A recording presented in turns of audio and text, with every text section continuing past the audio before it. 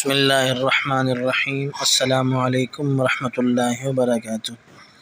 احتلام ہو جانے کی صورت میں غسل کے بغیر سحری کرنا۔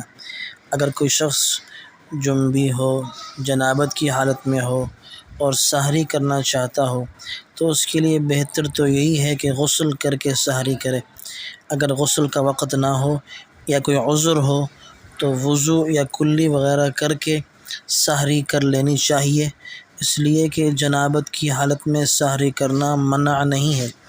لہذا جس شخص پر غسل واجب ہو اور وہ صبح صادق سے پہلے غسل نہ کر سکے اور سحری کر کے روزہ رکھ لے تو اس کا روزہ درست ہے۔ ناپاک ہونے کی وجہ سے روزہ پر کوئی فرق نہیں پڑتا، البتہ غسل میں اتنی دیر نہ کرے کہ فجر کی نماز قضا ہونے کا گناہ بنے۔ اور روزے کی حالت میں غسل کا وہی طریقہ ہے جو عام حالت میں ہے، البتہ روزے کی وجہ سے ناک میں اوپر تک پانی ڈالنا اور کلی کرنا یعنی غرارہ کرنا درست نہیں ہے، اس لیے کہ ناک میں پانی چڑھانے سے یا غرارہ کرنے سے پانی حلق سے نیچے اتر گیا تو اس سے روزہ فاسد ہو جائے گا۔